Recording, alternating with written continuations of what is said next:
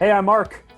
Oh my God, look at this. Look at this. Look at this dinner. Look at that. That's wild. I gotta go for TDS, Nina. And okay. Oh, I got an hour. And I'm Evan. And you're listening to the Something to Prove podcast where we talk about Brendon Burchard. Mark takes a break because he's an old man and his back hurts. Well, okay, so and we talk about 5 things that we're not going to talk about until future episodes. I love it. Enjoy.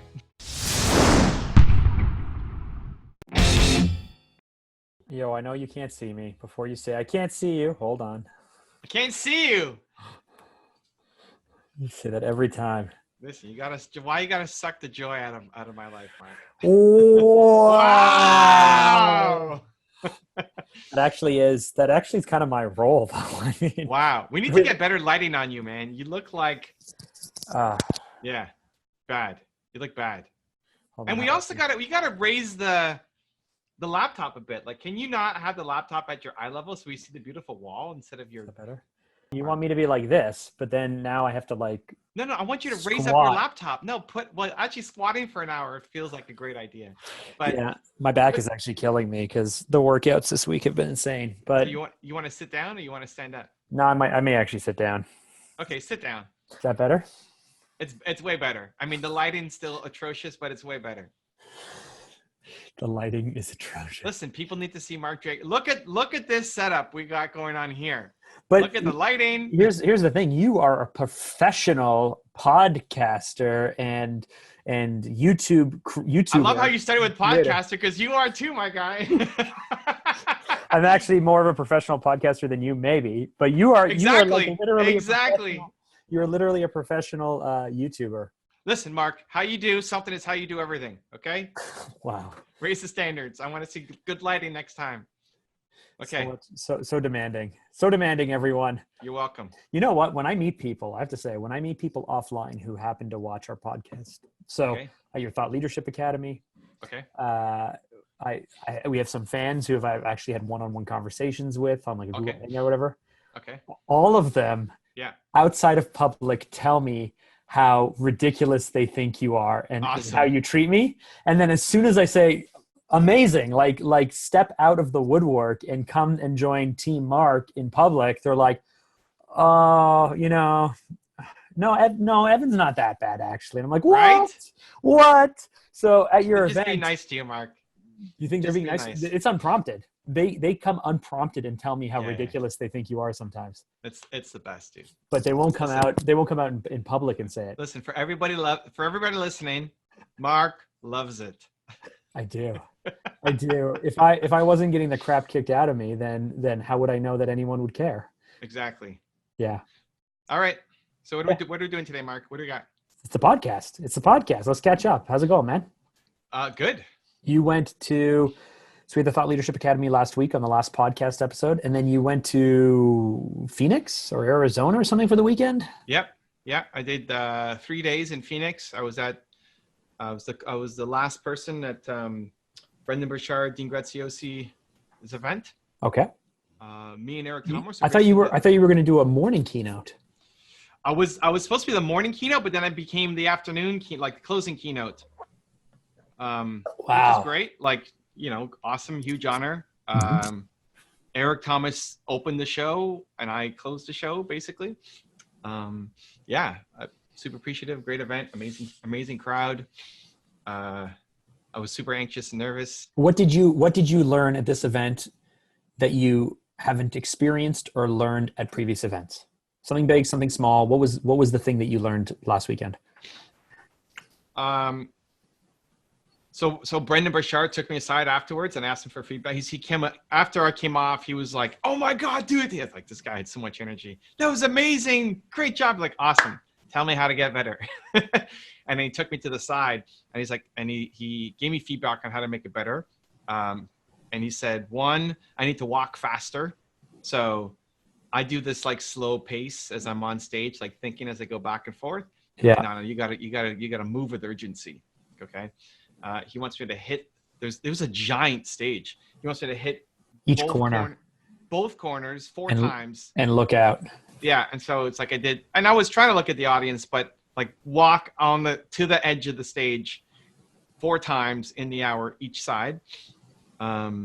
he wants me to be more animated with my movement, which makes sense. Like I'm thinking now salsa performances, it's the same stuff that we teach, because at the back, they can't see your movements if they're Right. small and So subtle. you use the whole Everything's dance gotta floor, be big, really well, sound. like up and down, although he didn't say up and down, but in salsa, up and down, you can see, and sideways, you can see. Depth of field, you can't Right. really pay it. You can't see it. So move sideways. Yeah. Big motions like out like this. Yeah. I mean, exactly. That's what we're talking about, right? Yeah. Yeah. So that was good. Did he have anything that, I mean, these are all good tactical things, but yeah. did he, you're a heart man. Did he say anything where you were like, oh, that's a good one, that like really hit you in your heart, or was it all kind of tactical things? No, he loved the built to serve message. He's like, that was a great message. You should be speaking in front of 20,000 people. I agree. Sharing that message. Like, great. Let's go. He loved that message. He says I have an inner geek that I need to let out more. Like, okay. Yeah, you get nerdy about certain things. But he wants me to let it out more on stage. Like, okay. I hear the message. I don't know how to process that yet. Actually, I didn't write that note down for myself. There you go. Oh wow! You remembered something. Amazing. Otherwise, it was good. I mean, I stuck around in the lobby for the next 5 to 6 hours afterwards. Closed the show, as usual. It was amazing. Mm-hmm. Tons of fun. Met some awesome people. The transition at the end, I could have done better. Did you make yourself proud? I was really proud. Yeah. I mean, I was really proud of I thought I crushed it. Like most of it was pretty amazing. What I didn't like was the ending, the transition from my speech into Q&A wasn't as strong as it could be. And then at the end was a little awkward. I was finishing up a question, and then Dean Graziosi walked out on the stage and they started playing my music. And so I didn't get to like end with a powerful, like, go, you got to go do it. Now is your. So they gave you the hook. Music's playing. They're like, get, let's go. We got to wrap up. I think we didn't communicate how we're going to end it properly. So I said, guys, it's 000s at the end. Thank you so much for being an audience. And then as I'm kind of wrapping up like that, Dean walks out, and I didn't even know what was happening after my speech. So anyway, I fumbled it. They didn't like say, hey, you're done. I fumbled the ending. So I got to do a better job next time, but I'm super proud of how I got through the content. And what did you learn about yourself? That I do scary things. I was legit. You already knew that though, right? Yeah, no, but it's a reminder. I was legit like super nervous going. They kept switching the time on me, which is part of the process that made it more challenging, but yeah. Yeah, that's I got in on the Saturday, and then they called me down. They said, hey, can you come and do it right now? So what does Scared Evan look like? Scared Evan is pacing. Scared Evan is nervous. But you were like insting people and just doing what you do, kind of waiting, or you literally were like the anxiety is building in you, or what? I was walking. I just needed to. When I was nervous, I went out into the crowd and just said hi to people and reminded myself of like, yeah, these people, I got this. They're just people. No, but more like, I love these. Like, this is gonna be easy, right? This is who I talk to, not just their people. Like, these are my people. Yeah. And then I was just going over again the beginning. I felt like usually my process is the day before. I'd practice it, the whole thing through a couple times just to get it out. Mm-hmm. And then day of, it's just the first 10 minutes, just to get the flow down, because I just trust that the rest will take over. And it did. But I was like, I'm waiting. Like, sub me in, coach. Like, bring me in. Give me the call. Let me go. Is this the biggest thing you've done? Size wise, not size wise. There were three or 4,000 guests. I think it was smaller. I think it was like 1,500. Okay. Which is still, decent size. I think the one I did in Brunei was bigger, but it was so long ago. Importance-wise, it was more I'm going after Eric and Dean and Brendon, and this is what these guys do, and it's their event, and this is the chance this is my chance to see, like, how good am I, right? Mm-hmm. This is the chance. I don't want to let them down. Mm-hmm. You know, we built this relationship. I'd never met Brendon actually before the event. Dean, I connected with a bunch of times. Yeah, so I didn't want to let them down at their event. Now, worst case, I go out and tank and whatever, and people still have a great time because they were there for 4 days and they're there. They didn't even know, like, there's no schedule release, so people didn't even really know what was happening. So, you know, I'm not going to tank the whole event, but right. But being on after. But I mean, you're playing with players, so you don't want to.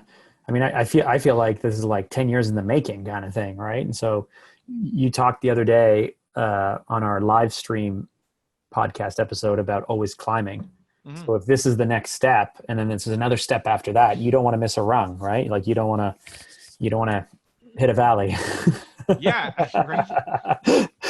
Thursday is my public facing day, so I did an interview, all day today, and somebody brought that up. She's like, I feel like I need to go through my valley. I know you don't believe in that. Oh, they brought it up because they heard us the day before. Wow.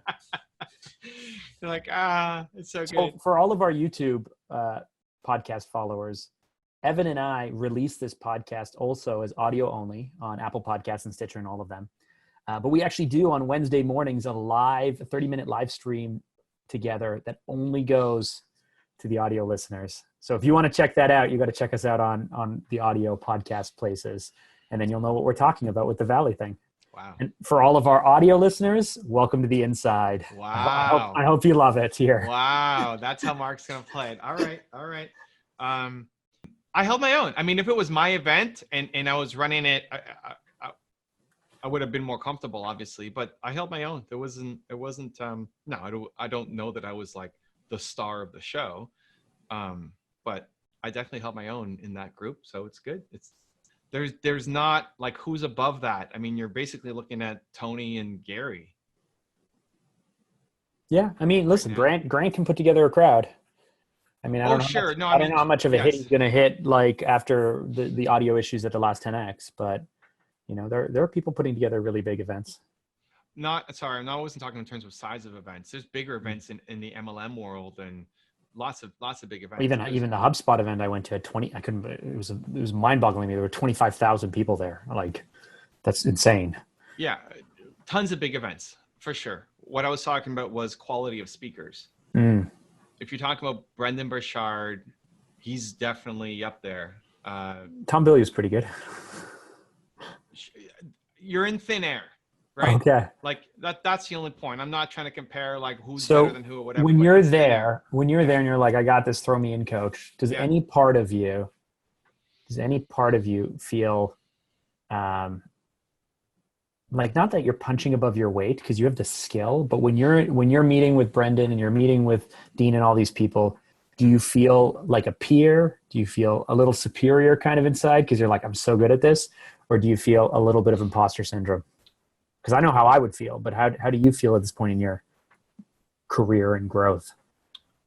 I think it depends on what we're talking about. So you're there waiting in the green room with them on Sunday morning. Yeah, but it depends on what we're talking about, right? So if we're talking about speaking and their crowd and how I can bring the most value to them, I'm open to feedback. Like I want to learn from them. Like, hey, tell me about this crowd. What are they about? I don't even mean that. I mean, you're just sitting in there and talking with them, and they're real people, and you're a real person. But does any part of you go like that?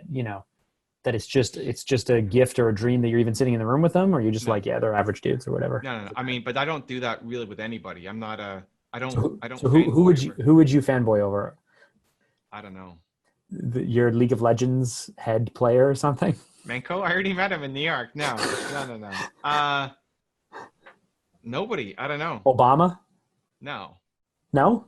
No. I mean, great. Yeah, awesome. But like, oh my God, I can't believe I'm in the same room as Obama. No, nobody. I don't think so. I just don't think that way. I don't know. Kanye? I would love to have a conversation with Kanye and like film it and ask him questions and advice, but I wouldn't be holy cow. A little part of you though would be sitting down going, okay, I'm about to do this, right? Sure. I mean, I don't want to disappoint always. I don't want to, why am I there? Am I filming content or whatever? Like I'd be focused on the task to make sure I don't want to ask the wrong question, I get really nervous about those things, but I also suck around people. Like so I used to work the Toronto International Film Festival, right? It's a big film festival, runs for whatever runs, 20 days or 10 days or something. Lots of people come in. And when I was early in my career, I used to be a camera operator. And so we would shoot these press junkets where all these stars would come and they would sit down and talk about their films. And so we were in the area behind the scenes, like in the elevators and the hallways and stuff, and with all of the actors. And I got on these, I remember the story. I got on this elevator and I'm looking at this guy and I'm like, this guy looks so familiar. And I could not figure out why. And I'm like, and everyone else in the elevator with me is like looking down at their feet. And I'm just like staring at this dude because I'm trying to figure out, how do I know this guy? Turns out he's like an A-list actor in Hollywood who was just on the press junket that we were shooting, which is why I recognized him. Okay. And he looked so uncomfortable because I'm just staring at him trying to figure out who this guy is. Okay. And then afterwards we get off and some people tell me who he is. But I think if I had known and we were talking with him, I would have geeked out and gotten nervous and not been myself and dropped the ball and done a bad job and all those things. I stress out over whatever my role is. Not doing it well enough? Yeah. Like sitting in an elevator with somebody. Oh, you know what? Actually, that's true. Because when I met Tony Robbins with you, is his PR person who, you know, his manager, the person who's very good at filling in Tony Robbins and reminding him of who people are, how they met, you know, because he meets so many people. When he came to me, he's like, how should I introduce you? I was like, don't worry about it. I'm just along for the ride. And then I was like, hey, thank you so much. It was really great to meet you. And Tony was like trying to like engage in conversation. And I was like, it's okay, man. Like you don't like, I'm so happy just to be here. Yeah. We don't have to pretend to have a conversation. Did you say that? We don't have to pretend to have a conversation. You did not tell Tony Robbins. We do not have to pretend to have a conversation. But I kind of said that like, thank you so much. This is a great event. I'm so happy to be here. Like I was like laying down, like there's no need for like chit chat, flattery, dragging this out. I'm cool. I know why I'm here. I know what my role is. You don't have to pretend. It's awesome. Let's move on. I hope I'd be cool enough to be like that with other people, but I don't think I'd have it. I think I'd get nervous. Yeah. You're like, I don't know what to say. I don't get nervous. I don't know what to say. But around my role, absolutely. Like, I don't want to let these guys down. When they said, I was upstairs on Saturday practicing my presentation and then the phone rang. I'm like, what's that sound? What is this? It's not a ping. It's not a text message. I don't even know what this phone ringing thing is. I don't get text messages. What are you talking about? Fine, whatever. Anyway, Facebook, I am. So they said, can you come down right now? You might be going on stage like now. Wow. And I was halfway through my practice. And so I thought, okay. Yes, right? Yes, absolutely. Let's go. And so I'm running downstairs. I'm on the 30th floor, you know, gotta get down to whatever, third floor. And then I got there and it's like, we changed our mind. We're going to finish our agenda kind of. So it's a very loose kind of structure. But I was kind of excited because, hey, let me go on now. I'm still here all day tomorrow and we can hang. Right. And I don't have to worry about going on doing my thing or bring me in again. This is round 2 for something. I'm cool with that. Yeah. If it wasn't a speech, if it was my pitch to them was a Q&A, right? Like have Dean or somebody interview me. Fine. No problem. Like zero nerves. I'll just show up and answer questions. I love that. Mm-hmm. Yeah. Well, I'm really happy for you, man. I know that you're like, it's just another notch on the belt or whatever, or maybe even you don't even think it that way. It's just like another engagement or something. But I feel like, you know, if you think about what you were doing a year ago, which was not very many events, you're planning the tour, but basically coffee shops and nervous about, you know, even selling stuff. Yeah. I feel like there's a lot of momentum here. There's a lot of growth. Dude, we got our tour coming up. It's soon, January, guy. It's October. Guy. So now you get upset with me calling you buddy, and you're gonna start calling me guy. You're okay. It's October. January's. I'm still worried that we're not gonna. I don't even know where we're gonna do it. We can't do it at bookstores. That's Nina. Nina is operations, but I got to figure out the plan. No, Nina should figure out the plan. You lead with your heart. Great.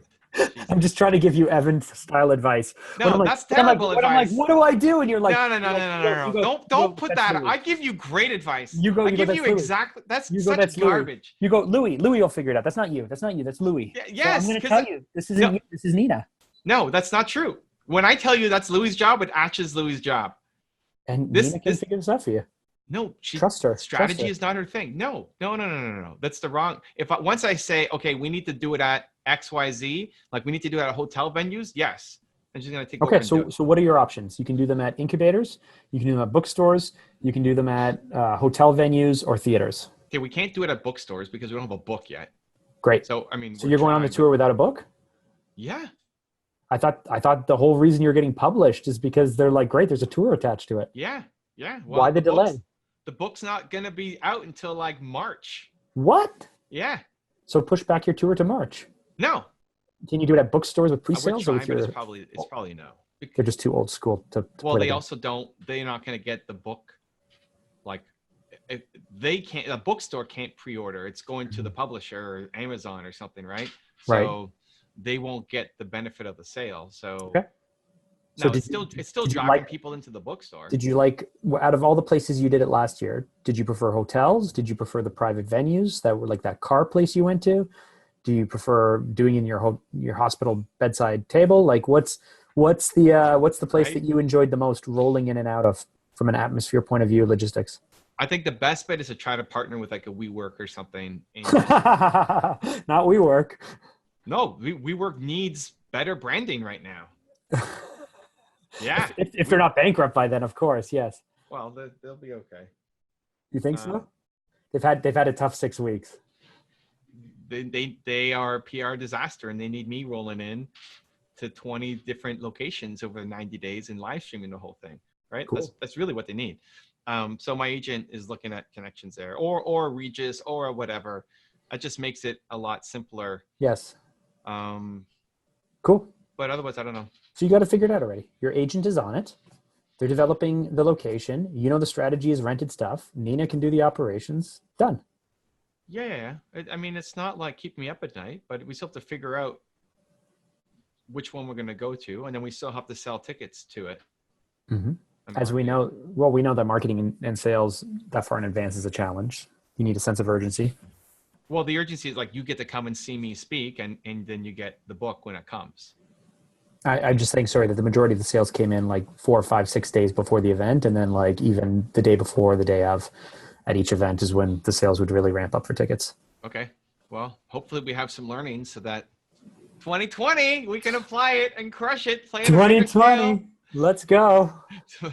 Tomorrow is 2020. Well, cool. Well, thanks for entertaining that. I didn't plan any of those questions, but I was genuinely curious about, because you showed a little bit of Evan Hart there when 20 minutes ago when you were like, I was genuinely nervous, and I was like, let's dig into that. I wanted to dig into that because I saw something there.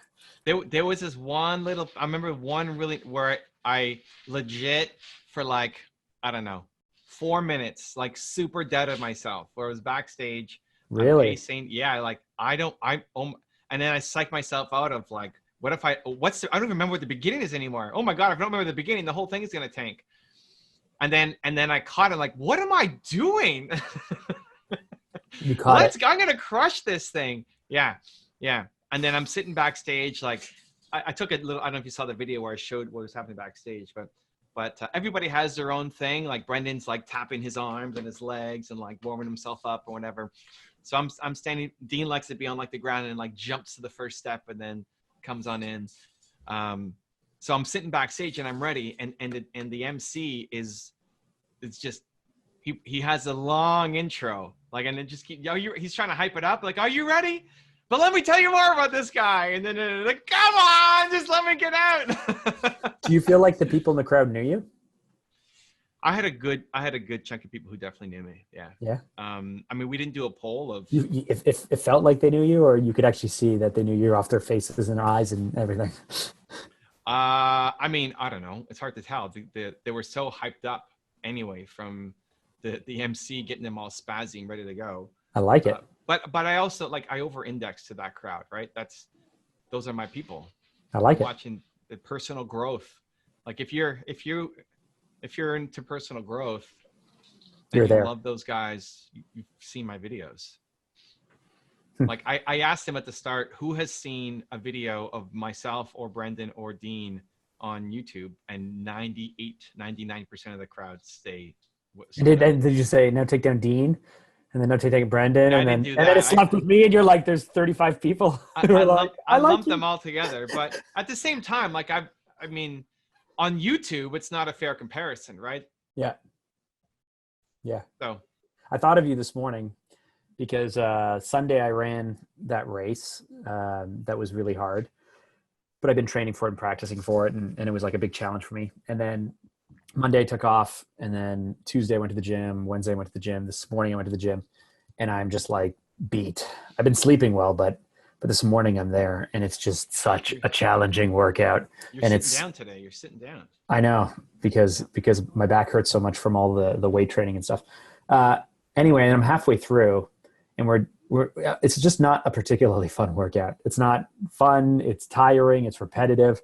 And I'm like, part of me is just like, I hate this. And I was like, no. And I'm like, no, what are all the good reasons? I was thinking about you. I was like, what would Evan say? Evan would say, no, what are all the things that are actually really good about the fact that I hate this? Like, I don't really hate this. I actually love this because it gives me an opportunity to prove to myself what I'm capable of. Let's go. I just started thinking, like, what would Evan do? What would Evan say? How would Evan think? And I wore your skin. I put on your persona. And then, it definitely made it better. All right. Yeah. But so now I can't say I hate it because I actually made myself really proud and I liked it a lot. So there you go. There you go. Bump, boom. There you go. Yeah. But it's this thing where it's fun to hang out. Like, it shouldn't be, but it's fun to hang out with people and complain about stuff. Right. Because even when the workout was done, the coach was like, who liked that? And I made a joke and I was like, I hated that. And then everyone's like, yeah, we all hated that. That was terrible. And then someone was like, oh, you shouldn't say that. I said, why? You didn't hate that? She said, no, I hate every single workout. And then I kind of caught myself like being Mr. Negative to be funny, but people like to just sit around and complain about stuff.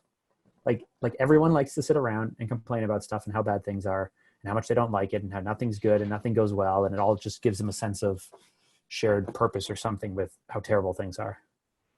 And then I felt guilty. I felt guilty for leading that, but it was a good joke. And I do like to jump on an opportunity for a good joke. Just tell positive jokes, Mark. Tell better jokes. Yeah. I think it's weird though. I think you're right. Even so, I'm backstage with Dean on day 1 or day 3, I guess. And he was asking about my neck because he saw my pictures and videos. Mm-hmm. I used the neck and, how you feeling and all this stuff. Like, I get better, still doing my physio. It's like, man, I'm so sorry that happened. I'm like, no, dude. It's the greatest thing ever. Best moment. It's the peak of Evan's life. It's the best. And my tour next year won't be as good because I'm not going to break my neck. And he kind of looked at me with a weird look. Like, okay. Yeah. Because it's like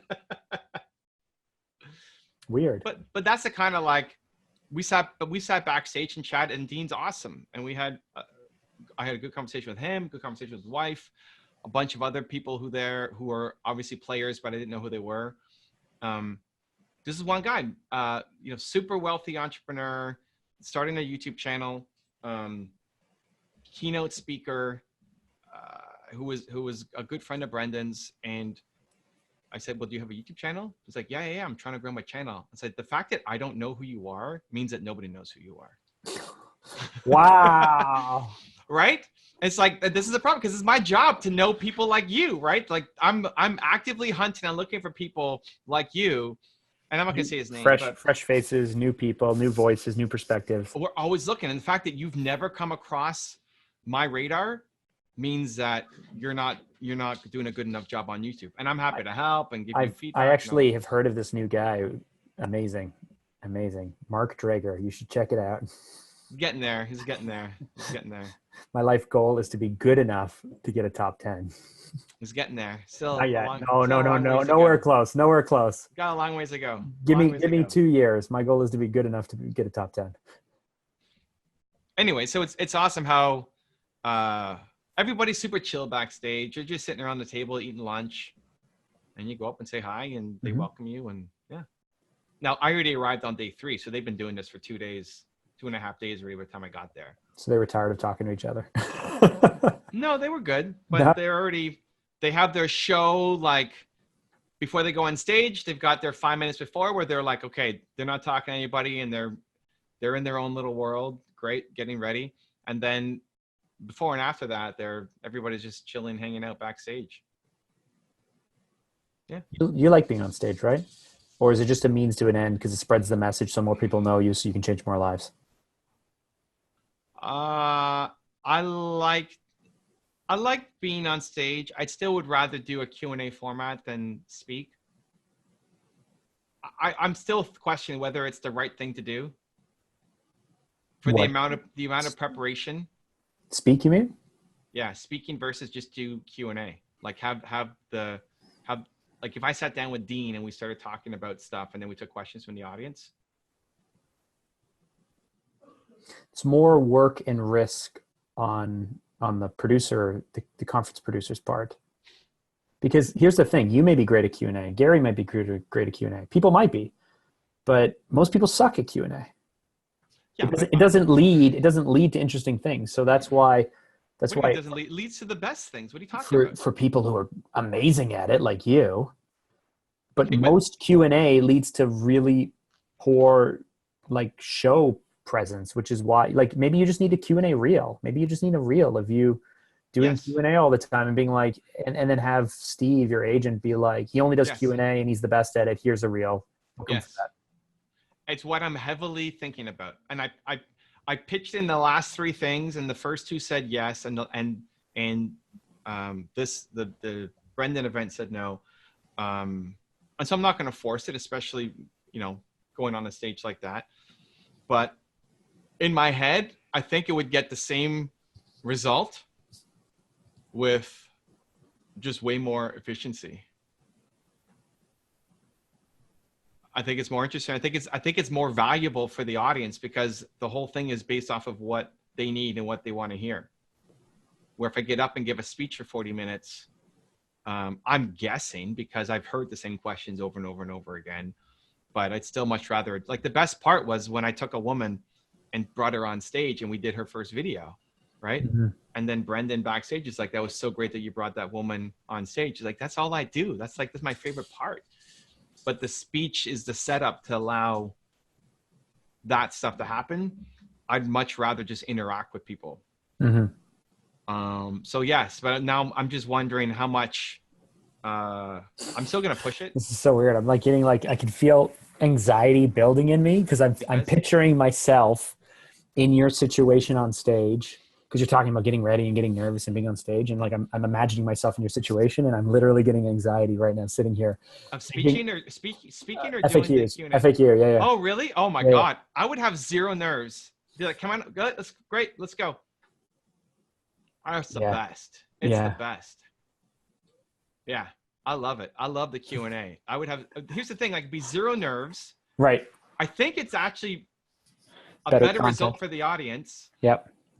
And in terms of time invested, it's zero. Like I could use all that time that I'm practicing and running through my prepared speech in my head to just go off and do something else or talk to the crowd or be out there engaging with people. Right. So cool. Pitch it again. Yeah, I will. But it's in my head. Like, I don't know. I also thought like when I did my espresso test, when it's prepared, it does better than if it's not prepared. Mm-hmm. But I'm pretty good when I'm with somebody else, right? Like when I feed off of them and then we push their face in, it's so amazing. And like, I say that very aggressively because I'm talking to you, but it's often like a hug instead of a push their face in. Mark doesn't get hugs. I get hugs. That's true. Nina hugs me. Nina hugs you? Okay, great. Yeah, when I see her. Did you hug Mark? Goodbye? Yeah. All right, good. Yeah. Yeah. So building a brand around Q&A and providing great Q&A. Is Nina just sitting right here? Like, is Nina just sitting right there? Nina's standing right there. Nina's standing right there. That's so weird that she's just off camera this entire time. Why is it weird? Because I didn't even know. And you're just sitting here chilling, talking and whatnot. And it'd be like if I was like, oh, by the way, Louie's right here off camera the entire time. Last time I did that, you were like, I want to talk to Louie. But this is our show, Mark, and I have headphones on. She can't hear what's happening. Nina, you have a message? From Mark. He wants to include you. Nina. And you were just talking about how Nina can't do strategy. What? Mark's awesome? Yeah. Wow. Oh, thank you. Great. Tell her thank you. But Evan, you were just talking about her. You were just talking about her and what she could do and what she can't do, as if she wasn't in the room and she was standing right beside you. That's weird. I don't know if she was here when I said that, but it doesn't matter. I don't care. That's fine, dude. I'm happy talking about Nina when she's here or not here. It's the same Evan. You get me the same everywhere. It's not fake ass Evan in one scenario and then real behind the scenes. I've seen fake Evan. Really? Yeah. Well, then I'm pissed. When was I fake Evan? I've seen, I mean, maybe it's not fake. Maybe it's couched. Maybe it's polite. Maybe it's like public Evan versus private Evan, because there's private Evan where there's like nothing being recorded and it's one-on-one, and that's, you never know which way that's going to go. And then there's public Evan where you're like doing this or you're in your like safe zone. And then there's, like really public Evan where you're playing ball and being very polite and you remember what to say and what not to say and you know your place and all those things. I don't see that at all. I think that's the fakest version of you. I just see it as I don't know the person yet to know which angle to push at. Because when I talk about push your face in, you don't see that as threatening or angry or like you feel it as love. But somebody listening, that's why people will listen and they say, man, Evan is ridiculous. Yes. Right? But because I'm bouncing off of you, but when I'm first meeting somebody, that's not how I am with most people. It depends on the person. Right. And I see that you gauging them and finding things out as polite fake Evan. And then I've seen it where you're like, aha, where I can see in your eye, the twinkle, you lean in, you figure something out, you ask the question that pushes through. And then there's real public Evan. And then if you know them well enough, you'll be private Evan. Yeah, I see. I don't see that. I think it's just more I'm dancing with them. Because I'm just trying to get to know them and hit them with the message or advice or just listen. That will hit them most effectively, but I don't know what the pitch yet. I'm still the same pitcher and I got 18 pitches. I don't know what to throw. So we're starting with. But I've seen you back off from people when you try to throw a few different angles and they're not picking it up. And yeah, but I don't see it as fake. It's me like I'm learning. Okay.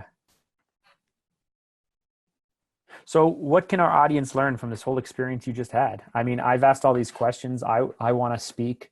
I want to be a speaker. I want, like me, I'm not saying rhetorically, I'm saying Mark Drager, speaking in third person, wants to speak more, wants to help guide people, wants to write a book, wants to do all these things.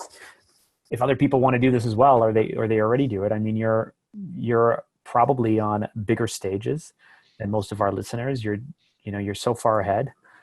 What's the lesson here? What can we learn? Well, it's still in the doing. It's still building momentum. Like you want to write a book. Where in your calendar are you writing? Is my outline? Yeah, no. Right?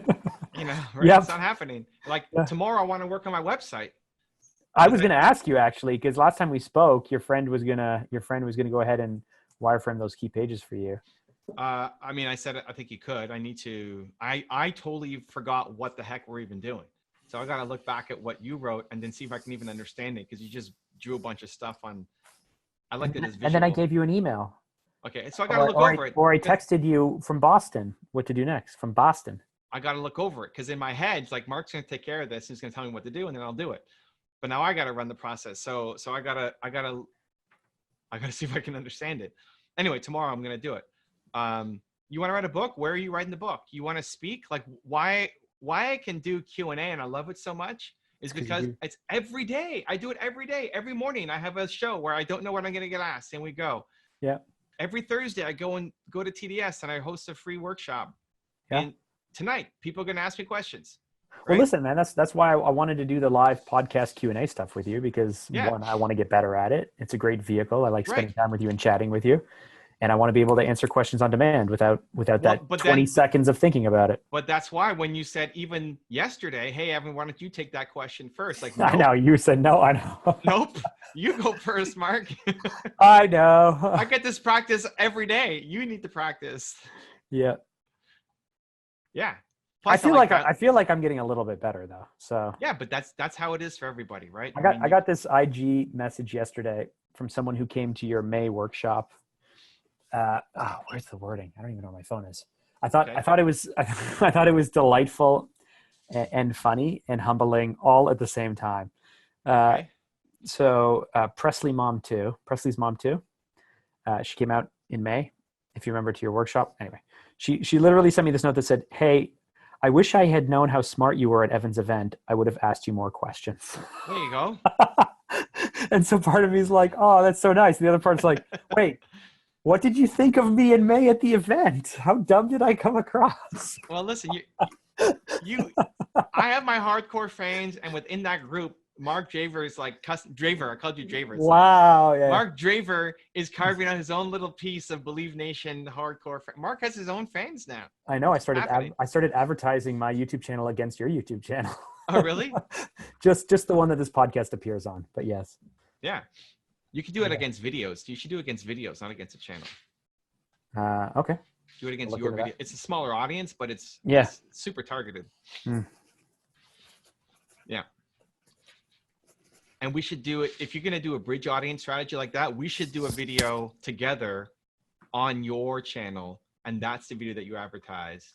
I have that one. It's you destroying me in Cleveland with your neck in a brace. I could advertise that video against it. Yeah. Yeah. It's actually one of the most fun videos I think we've ever put together. Yeah. That's the one you should advertise against it. Yeah. I like it. Yeah. I like it. Yeah. Then anybody who's a hardcore, then that could be a broader audience. That could be the whole channel. Why don't I just say, for everyone who's listening to this and watching it right now on YouTube, just Google Mark Drager and subscribe to my channel. Come on. What are you waiting for, right? Mark Drager YouTube. Yeah. Yeah. He's got some good stuff on there. It's coming along. It's getting better. Coming along. It's getting better. You put Louis in the thumbnail. I'm excited to see what that video is all about. It's okay. Wow. Louis listening. I hope, Louis, we love you. I'm pumped. I am pumped, my guy. I am pumped to see that video of you. Okay. Cleveland. This guy. Yeah. So you want to speak more? You want to do more Q&A? You want to do it? People just aren't doing it. I think there's a lot of people who, they're not doing enough. Yeah. It's repetition, right? You're just not doing enough. Yeah. But the biggest excuse I hear, and I even feel this sometimes, is they go like, let's use social media as an example, right? I've heard people go like, I'm supposed to post twice a day and do 5 stories and tweet and do this stuff. My full-time job isn't being a social media person. My full-time job is doing X. Like I'm a musician, or I'm an artist, or I'm a coach, or I'm a writer, or I'm all of these other things. I'm not Evan Carmichael, whose full-time job it is just to do this stuff and has a whole team to help him. That's the excuse that usually comes up. And so I really enjoy actually being as active as I can on social media. But if the 2 or 3 day period goes by, I'm not posting something, it's literally because I'm running from one thing to the next in back to back to back for like 10 or 11 or 12 hours straight. And then when I'm driving home, I literally just don't know what to say. I don't have the thought. That's what you say. Yeah. Hey all, I've been in back-to-back meetings. No, X. The vibe that you just gave is the vibe that you need to then go and give. Not don't put on the fake, hey guys, I'm really tired right now and I posted nothing. No, give me the exhausted. I wanted to post all day long. I've been in meetings like crazy. I'm so tired. I can't even see straight right now. I went to bed at 8:15 2 nights ago. That's how tired I was. Great. Post. You could have posted that. Good night, everyone. I'm so tired. Tell me what happened. Yeah. I'm just saying that this is the reason that people give. Great. And I'm saying that's the path out. Action's always the path out, right? Tell me, but it doesn't have to be your usual thing. Doesn't have to be super fancy. You can make a 45-second video and not post a thumbnail, a cover on it. But there has to be a lesson. And not put caption on it. There has to be a lesson. The lesson is I'm still posting.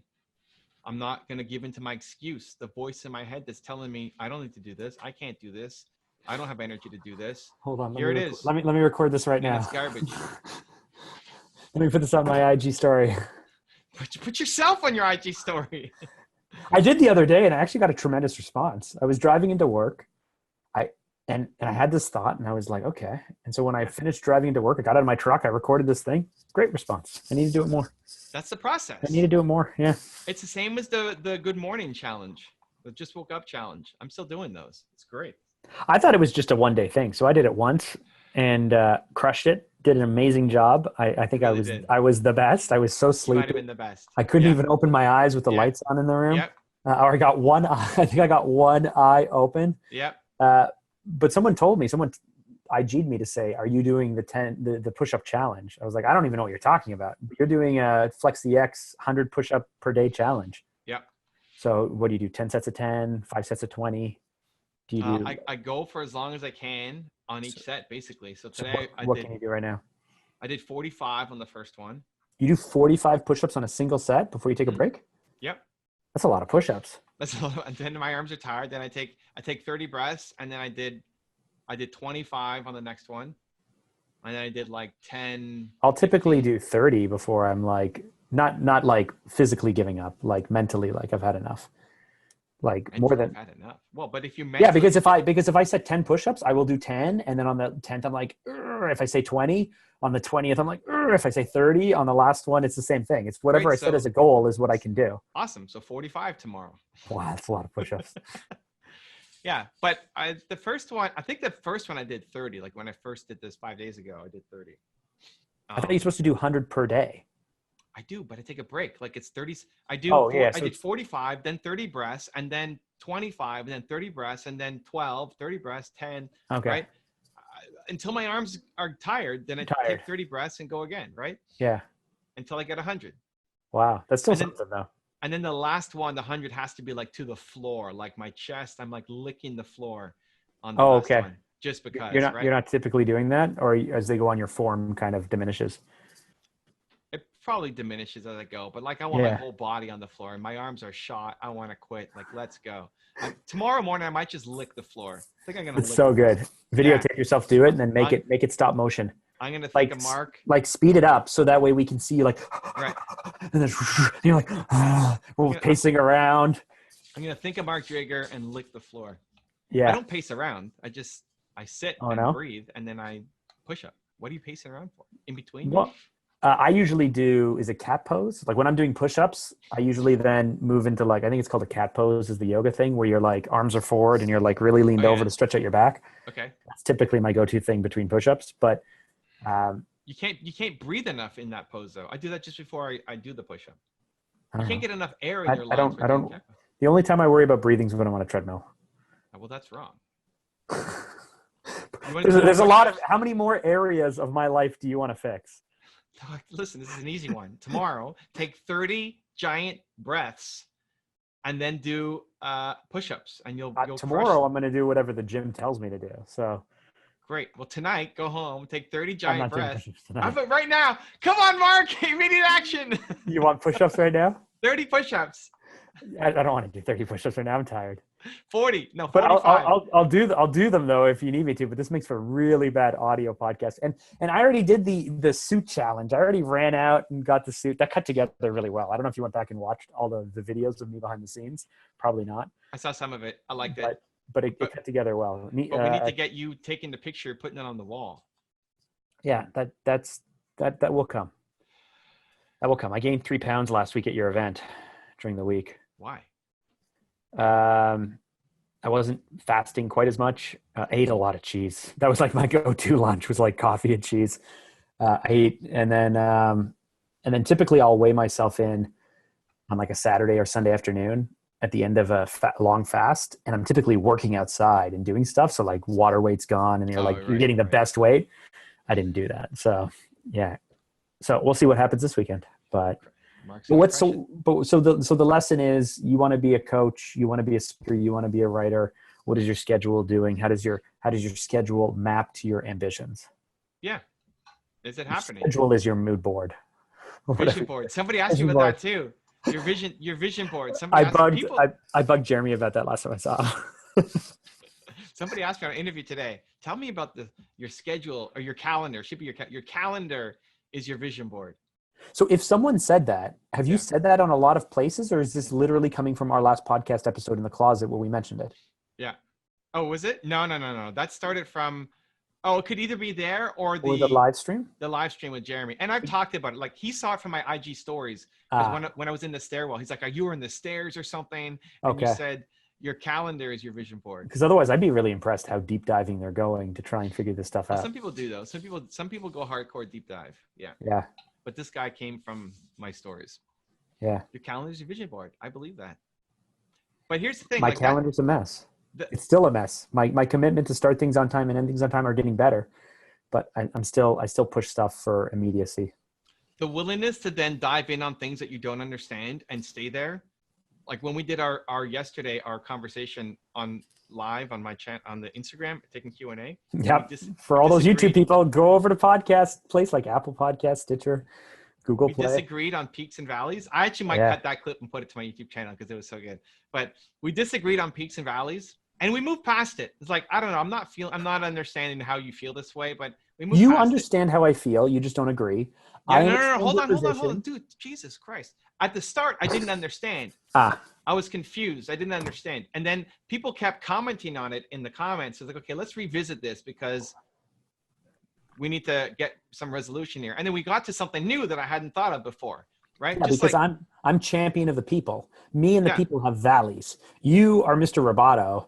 You're a Superman from a different planet. So all of these valleys bounce off you. But I'm a man of the valleys. Oh, the valleys bounce off you. I'm a man of the people, though. So, I get it. We get it. So every now and then, like you're just going to leave that alone. They always be jumping, right? Throwback.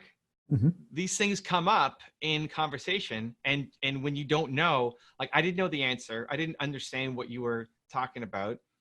And then we dove into it and something great came out of it. Even though people in the live chat were saying, I'm confused. I don't understand what's happening. I understand what's happening. And so I'll process it and it'll be better the next time I talk about it. Right. But that can be awkward for a lot of people, especially when it's a live broadcast, to say, I don't understand what you're talking about. Yeah. Practice. I like it. Practice. More practice. You got me really thinking about the Q&A versus speaking thing. I think I can get so much better as a speaker, but I really think the Q&A is where it's at. Because it's your comfort zone and you love it and you don't like preparing for things. You like to just show up. You like to say mush. But here's the thing. Like I'm worried it's laziness and fear, and it's not. Well, see, like that bothers me. That I'm worried that you're doing it because of laziness and fear. Screw you, me. Yeah. Like I'm worried that I think that it's that I'm being lazy. The fact that it's hard and that right, but so the fact that it's difficult, hard gives me anxiety. Just me saying that makes me like want to go destroy this stupid thing. But I think it's actually better. I think it can be better. Yeah. But I've sat in lots of sessions. I've sat in your sessions where you've done Q&A, and I think you've done a great job. And then you go down a rabbit hole, or you talk about something. And so there's this section. There's not this nice. The great thing about an amazing speech or presentation is there's a clear arc. Right. Things click together and they make sense. Right. And so even with Gary, how good he is at it, there's a lot of like hit and miss. Yeah. And you have to be good at making that through line and building that arc and doing all of those things. Right. But sometimes it's just me sitting in the audience watching you be excited about talking about to this person about something that I don't care about. Sure. And then they can't accept the answer, or they ask a follow-up, and it's all about how good you are at steering the ship. And even though you're having a lot of fun up there, and even though they're having the time of their life talking to you, right, I'm still just watching you guys do your thing. 100%. You are not giving me the show that I came to get. That's the part that, well, potentially, but that's the part where it's either mind-blowing or it's not. But it's and that's a skill set, right? That I like the challenge of trying to get better at doing that thing. But it's different than like a comedian who has his set and his plan, who will totally change things up and go with the flow and do crowd work. Yeah. So that way it feels spontaneous, but they still have the arc in the story. Yeah. That's the medium ground. It's you. What you did at the end of your tour in Cleveland was when you started, you had planned segments of stories and lessons. Mm-hmm. And at the end, you did Q&A, and every answer led to the planned statement or story. And that was really interesting because sometimes you were just answering the on-demand question, but I've already heard these stories. I saw you leverage every opportunity of a question to lead to a story that still built the arc. And that was a really interesting dynamic. Right. I mean, as long as we know if there's a theme, what's the theme of this talk? What's the theme of this event? Like, I was there to talk about YouTube, but the thing that people loved the most was the built to serve message. Because I know that these guys are leaders. They want to be thought leaders. They want to get their message out. And so what are you going to talk about? And what's going to get them to action is not a specific YouTube strategy. It's feeling like you're on a mission and you have to share it. So the built to serve message was the start, and then why YouTube, and then how to win on YouTube. I think just knowing what the mission of the crowd is, like, why are we all here? I could frame it within anything. And I like the challenge of having to keep the arc and keep everybody entertained and do more, bringing people up on stage and making it more live show kind of thing. I worry about, is this just a cop out and I don't have to prepare anything and just show up? I know that this may not be your stream, but when I went to Vegas 2 times ago, I went and saw Penn and Teller. Yeah. And what's always been so great about Penn and Teller is, they're into magic, but they're into showmanship, but they're actually just storytellers. Yeah. And they leverage every trick or experience or segment as an opportunity to share a deeper message or a political message or whatnot. Yep. And even though they do the show like 3 times a night, every single night, all the time, it still feels extremely spontaneous and stuff.